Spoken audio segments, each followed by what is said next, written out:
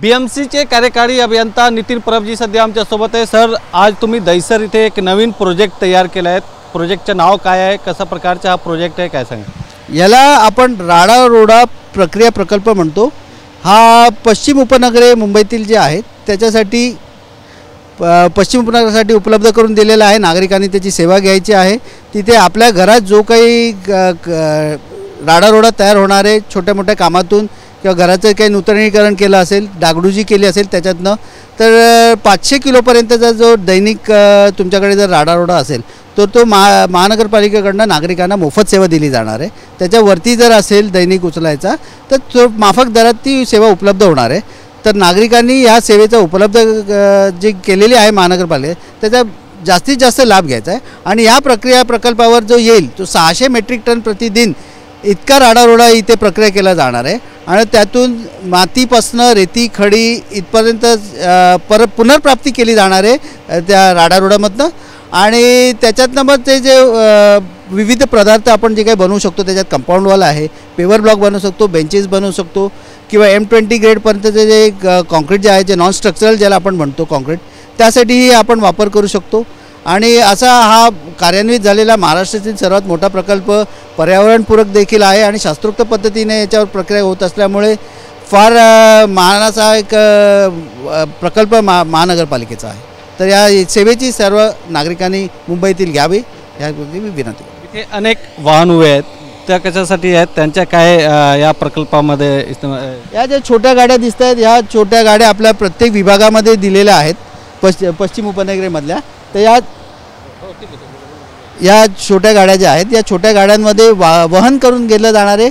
त्याच्यानंतर मोठ्या गाड्या ज्या आहेत त्या मोठ्या गाड्यांमध्ये ते वहन केलेल्या छोट्या गाड्यातला जो राडारोडा असणार तो जमा केला जाणार आहे। आणि या मोठ्या गाड्या फक्त इथपर्यंत येणार आहे, छोट्या गाड्या इथे अजिबात येणार नाही आहेत।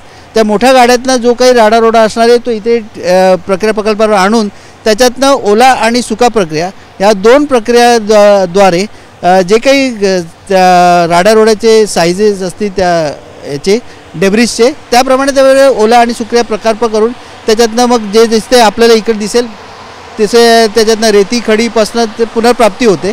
आणि ते पुनर्प्राप्ती तुम्ही भूमिभरणासाठी वापरू शकता, तुम्ही रस्त्याच्या बेसला पण वापरू शकता।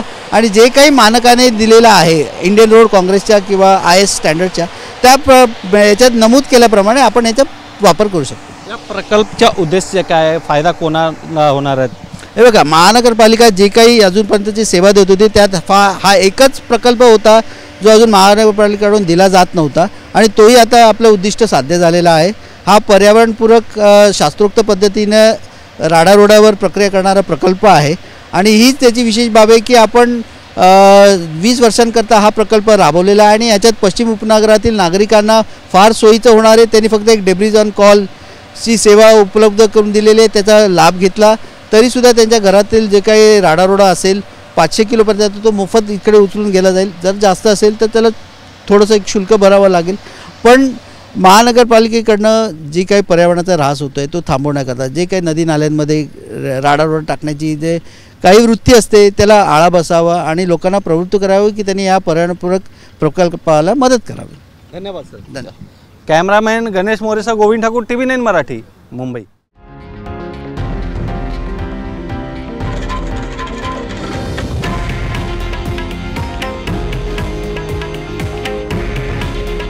हे आहे देशातील नंबर 1 न्यूज नेटवर्क आणि आपण पाहत आहात TV9 मराठी। काळजी तुमची, हित महाराष्ट्राचं।